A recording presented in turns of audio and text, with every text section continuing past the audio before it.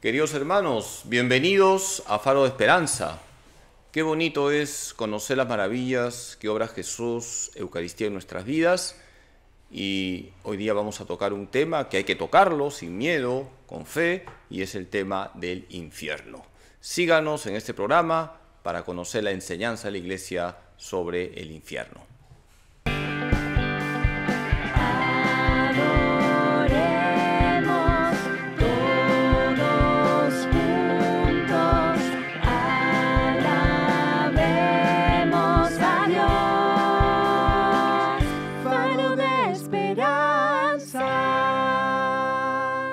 Queridos hermanos, espero que no se hayan asustado cuando he dicho el tema. Vamos a hablar del infierno, que es un dogma de fe, repito, es un dogma de fe, no es una opinión del padre Carlos Rosell. Es un dogma de fe, es una verdad de fe que está en la Sagrada Escritura. Nosotros tenemos que creer en lo que nos enseña la Iglesia. Y quisiera remarcar desde el inicio que la existencia del infierno no es para suscitar miedo ni pánico. Tenemos que conocer la verdad. Y si Jesús nos ha hablado del infierno es porque nos ama.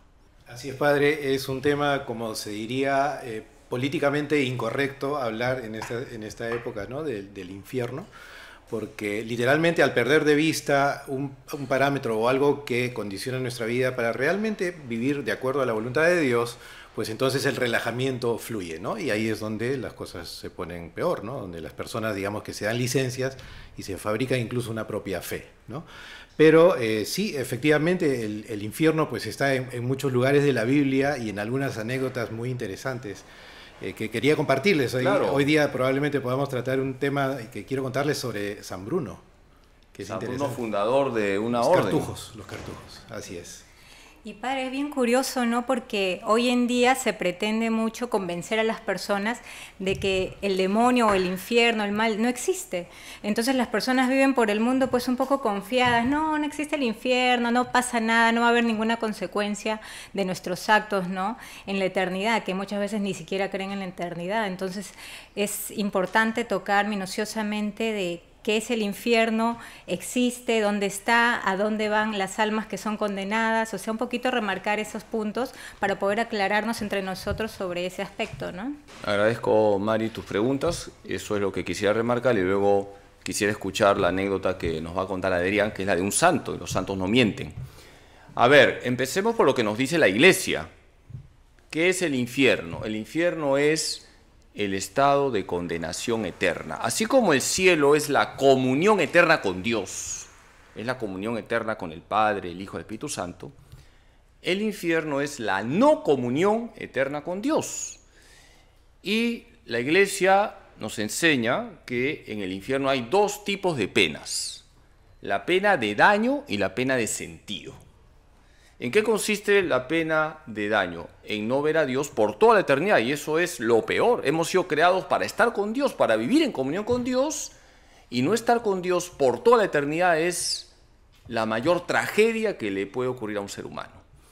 Y la pena de sentido es lo que se llama el dolor por el fuego eterno. No sabemos exactamente la naturaleza de ese fuego. Hoy los teólogos dicen que es todo lo que rodea al condenado. Lo que es cierto es que hay un dolor en el ser del condenado. Ese dolor que hay en el ser del condenado se llama pena de sentido. Ahora, ¿quién va al infierno? La Iglesia nos dice, Dios es amor, apoyándose en la Biblia. Dios en realidad no condena a nadie. Decía San Juan Pablo II que el infierno es la autocondenación de la criatura racional que ha usado mal su libertad. ¿Quién va al infierno? El que muere en pecado mortal sin arrepentimiento. Repito, el que muere en pecado mortal sin arrepentimiento. En otras palabras, aquel que ha rechazado la infinita misericordia de Dios.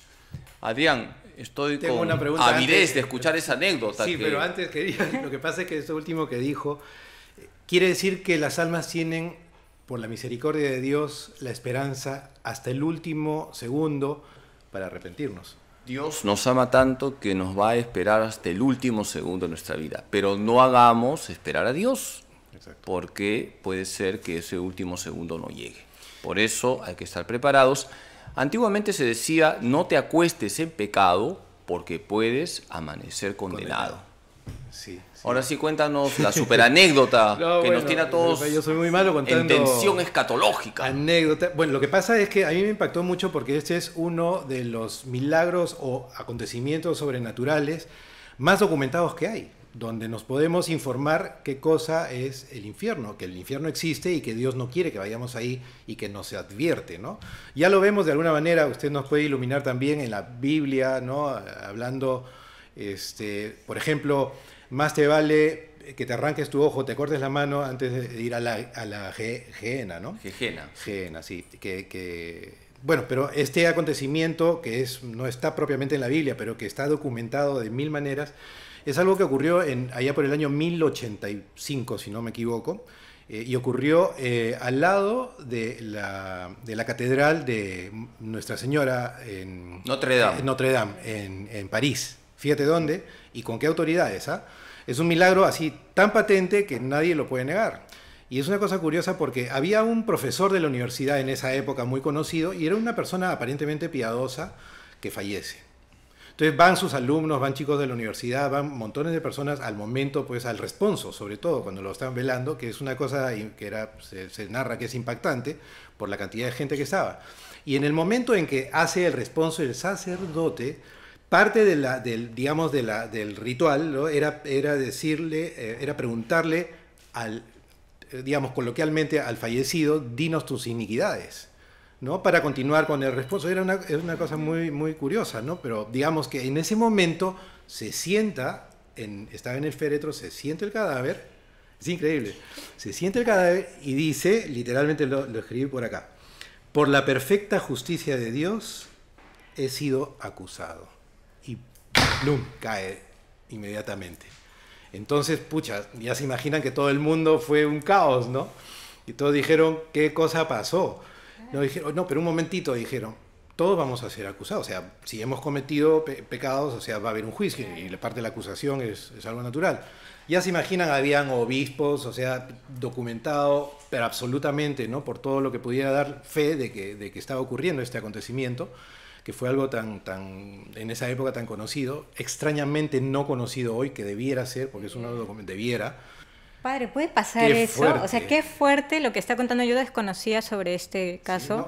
Y está documentado y todo. Dices, pero padre, ¿no se supone que nosotros vamos a recibir un juicio el fin de los tiempos, o sea, ya el fin del mundo, el día del juicio final? ¿No? Cada uno va a tener un juicio personal. ¿Cómo así este acontecimiento? Al parecer, esta persona ha recibido un juicio ya diciendo cuál es su destino final, ¿no?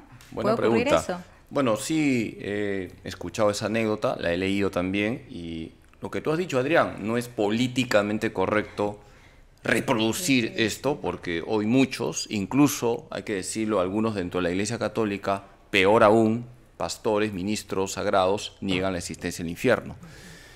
Te respondo, Mari, mira, hay un juicio particular. Tú has hablado del juicio final. El juicio final será en la parusía. Cuando Jesús venga por segunda vez, se dará el juicio final, la resurrección universal, la transformación escatológica del mundo. Pero inmediatamente después de la muerte, ya hay un juicio particular. Dice Hebreos, capítulo 9, que se muere una sola vez y luego el juicio. Tenemos un juicio particular. ¿Y el alma dónde puede ir? Puede ir al cielo, si está totalmente limpia, al purgatorio, si está parcialmente limpia, o al infierno, si está totalmente sucia por el pecado mortal, porque la persona no quiso arrepentirse. Entonces, en este caso concreto que ha contado Adrián, nos encontramos con alguien que ya había pasado por el juicio particular.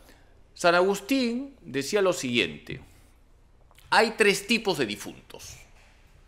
Los muy buenos, que ya están en el cielo y que están intercediendo por nosotros. Los que no han sido ni muy buenos ni muy malos, las almas del purgatorio, que necesitan nuestras oraciones. Y los muy malos, las almas que están en el infierno, ya a ellas no les sirven nuestras oraciones. Suena fuerte, pero es así. Aquel que está en el infierno, las almas que están en el infierno, ya no les sirven nuestras oraciones. Padre, perdóneme, ahí le quiero hacer un paréntesis, porque es una cuestionante que yo he escuchado en algunas personas, igual yo también me la he hecho, o sea, para aclarar el último punto que usted ha dicho, un condenado no puede recibir oraciones, ya no le sirven, como usted dice, no hay forma de que uno pueda pedir por esa alma condenada ya. Lo dijo él mismo. Claro, y fíjate que la Iglesia remarca hasta la saciedad, aprovechemos la única vida que tenemos, que es esta vida. No hay reencarnación. Además, ya lo he dicho, el infierno es eterno. Mari, ya la persona que ha muerto en pecado mortal, rechazando la infinita misericordia de Dios, está condenada, repito, no tanto porque Dios la manda al infierno, ella misma, esa misma persona, es la que ha elegido libremente ese destino. Yo tengo una interpretación sobre esto, perdón, termine. No, sigue. Sí, no, para mí, cuando la Iglesia, es más, en la Biblia la palabra de Dios nos anuncia lo que puede ocurrir, ¿no? Si mantenemos el pecado. O, por ejemplo, este acontecimiento, es como cuando tú vas, yo que manejo bastante, cuando tú vas por la carretera, no hay un letrero donde te avisa que tienes que bajar la velocidad y hay una curva cerrada. Efectivamente. Literalmente, o sea, si tú no tienes un aviso, o sea, tú puedes caer al barranco, al precipicio, te puedes matar. No, es un poco la figura de esta analogía que yo hago, porque yo creo que en la medida que sacamos estas realidades de las postrimerías, ¿no?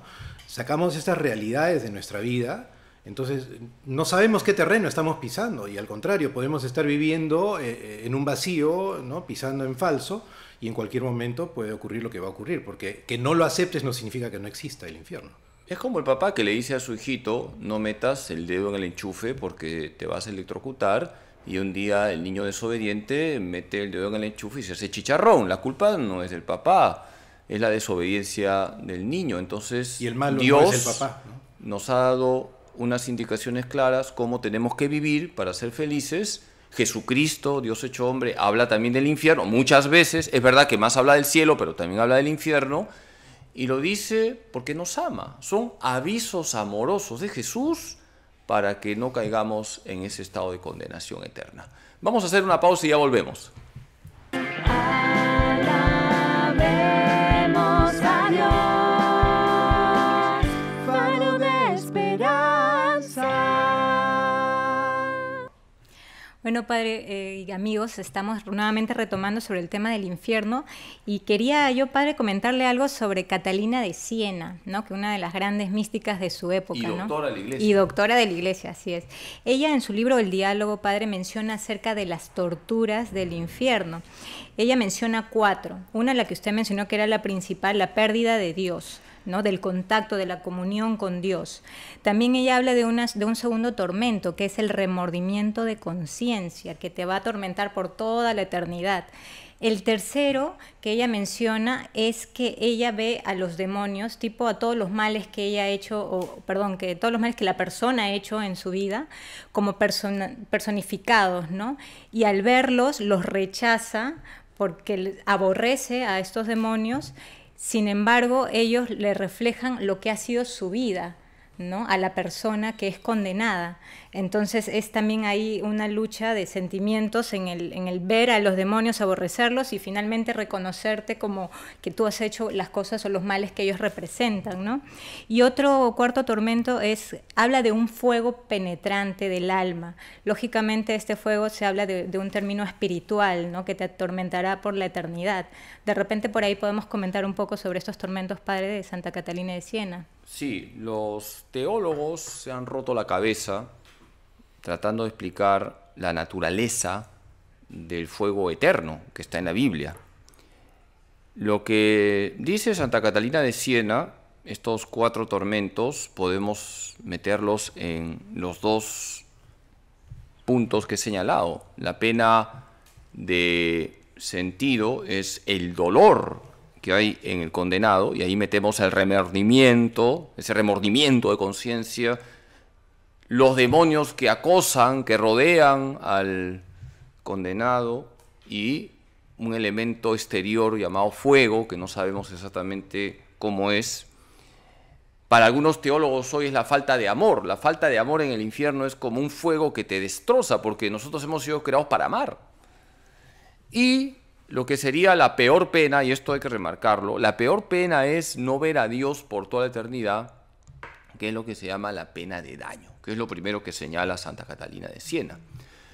Y ya que has tocado a Santa Catalina de Siena, quienes mejor nos han explicado lo que es el infierno son los santos. ¿Por qué? Porque ellos estaban enamorados de Dios y se imaginaban, alucinaban lo que significaría vivir lejos de Dios por toda eternidad, y eso les generaba un dolor del corazón tremendo. Entonces, en la medida que estamos enamorados de Dios, vamos a comprender la gravedad del pecado y la gravedad de lo que significa el infierno. Entonces yo quería un poquito entrar en ese punto, ¿no?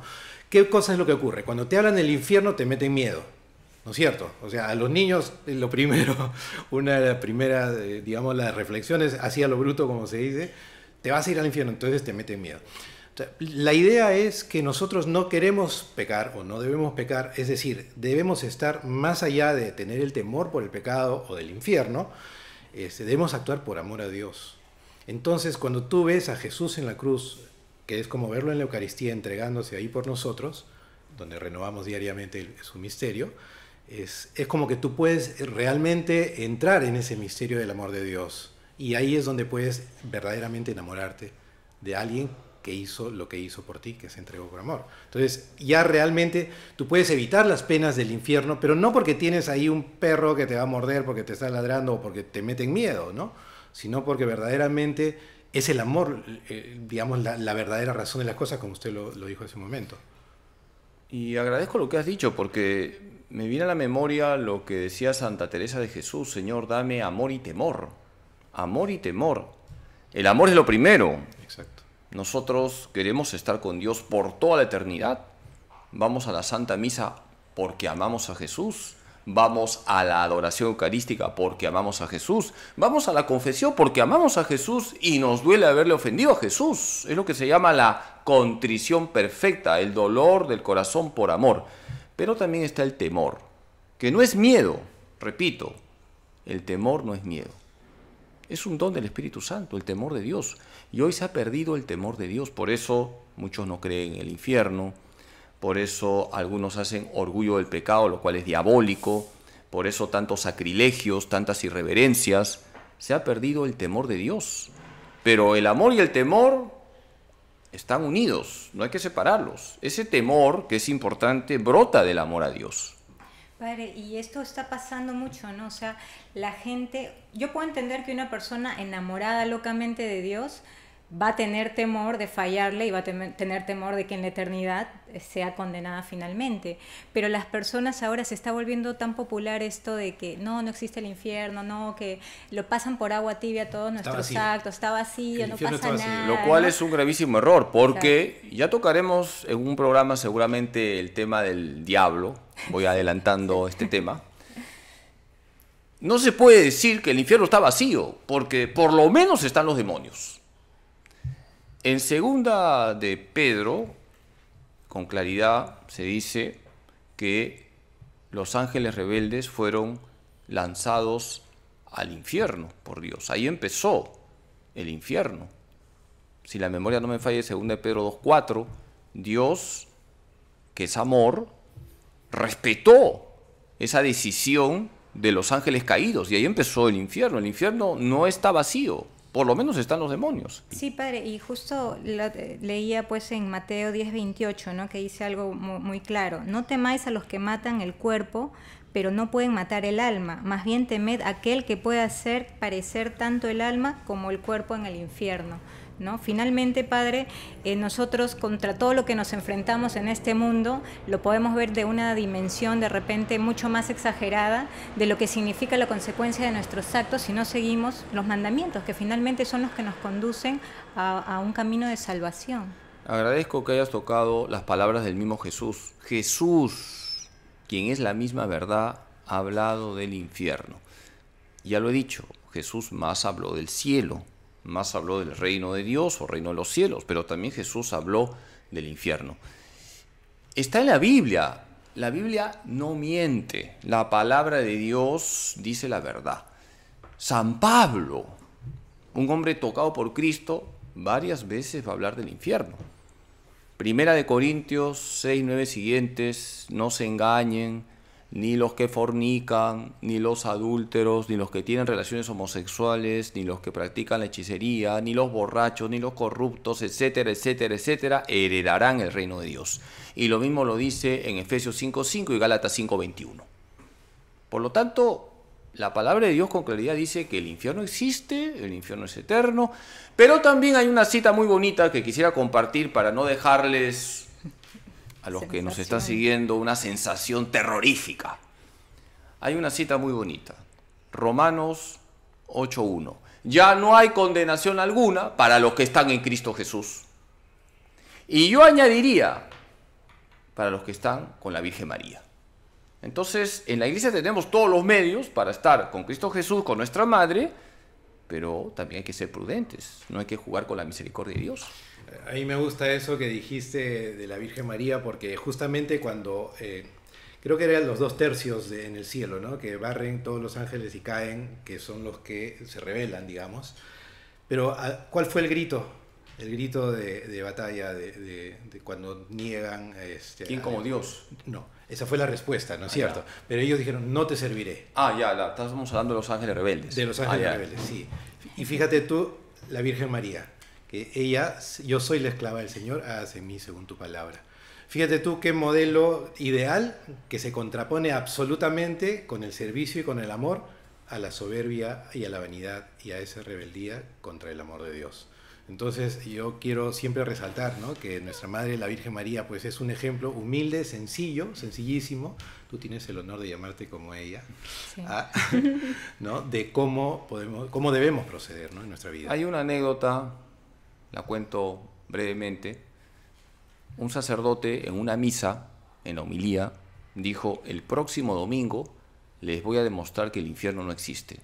Evidentemente la gente se escandalizó y no falta la abuelita chismosa que fue a buscar al obispo y le dice al obispo: monseñor, mi párroco ha dicho que el próximo domingo en la homilía va a demostrar que el infierno no existe. Eso ha dicho, dijo el obispo. Pues voy a estar en esa misa, le voy a escuchar y luego lo voy a sancionar.